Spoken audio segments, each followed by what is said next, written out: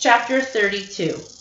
The Happy Tails Animal Shelter in Elmira, New York. By 8:45 the next morning, I am sitting on our porch, just in case Uncle Weldon arrives early.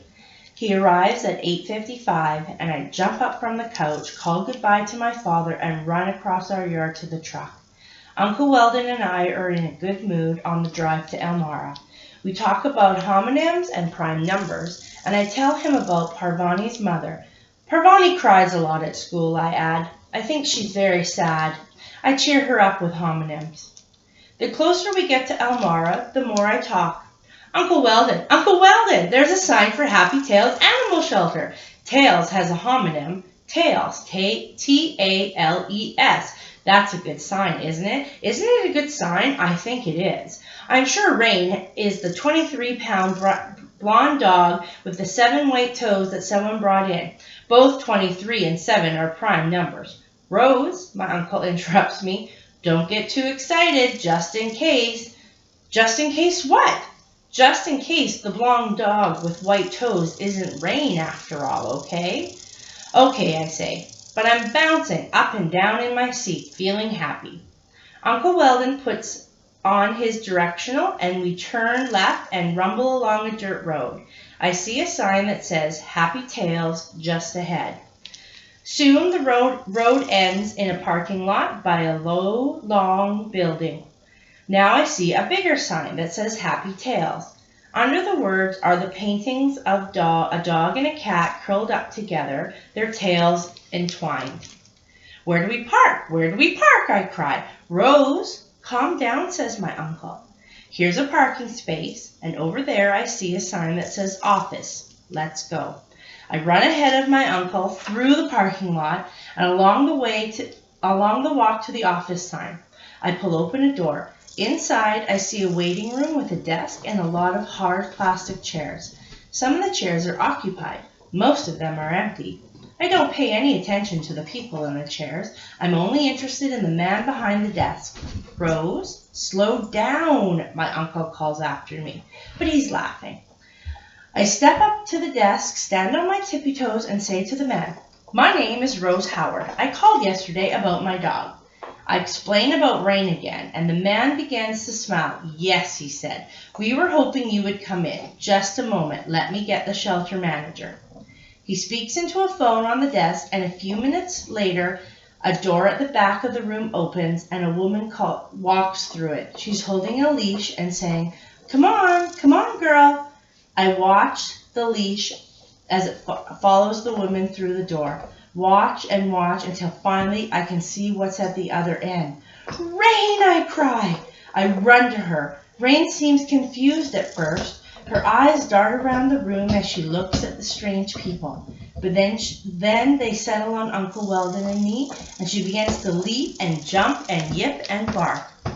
I slide onto my knees and throw my arms around Rain. She wiggles so hard that her entire body vibrates. Then she puts her front paws on my shoulder and licks my face. Rain, I say again. I look behind me at Uncle Weldon. It's really her, I whisper. I see that my uncle is crying. Then I see that the woman with the leash is crying. And so is the man behind the desk. And so are 2 of the people sitting in the hard plastic chairs. Tears are running down my own face, but Rain licks them away, and so I don't have to worry about them. When Rain and I finally settle down and everyone has stopped crying, the shelter manager holds out her hand to Uncle Weldon and says, My name is Julie Caprol. Uncle Weldon and Julie Caprol talk for a while. I don't pay much attention to what they're saying. I sit on the floor where Rain has climbed onto my lap, and I stroke her ears and her paws and examine her closely. She looks thin, and she has some cuts on her face and some marks on her belly that might be insect bites, but she is still my Rain. After a long time, I hear Mrs. Caprol say to my uncle, It's clear that this lucky pup has found her owners, but I have to follow procedure before we release her to you. Could you please show me some identification? I need to make sure that the information on your ID matches the information on the microchip.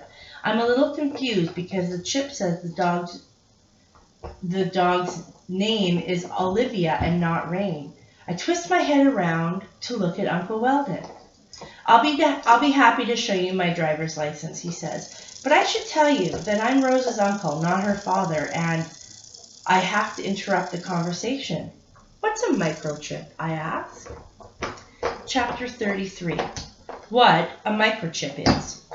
It turns out that a microchip is a tiny chip about the size of a grain of rice that a veterinarian injects into a pet, and that it contains information as to who the pet's owners are and how to contact them.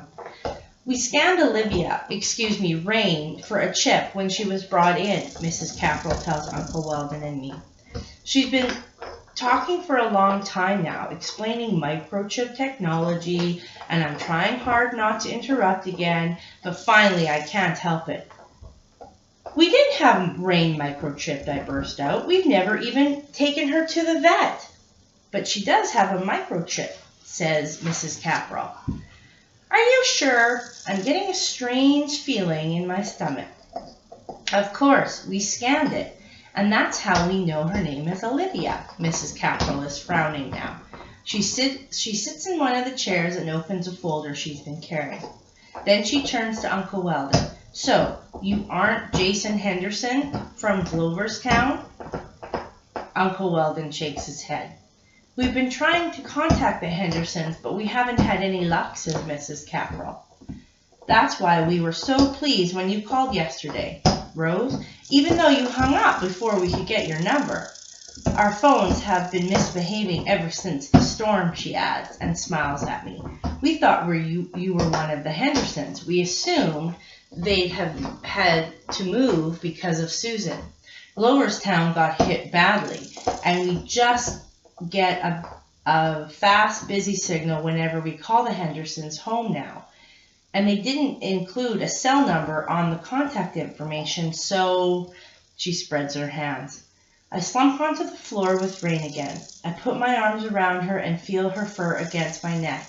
She's so soft that I think maybe she's been given a bath recently. I rest my cheek next to her face. Who are you, Rain? I whisper.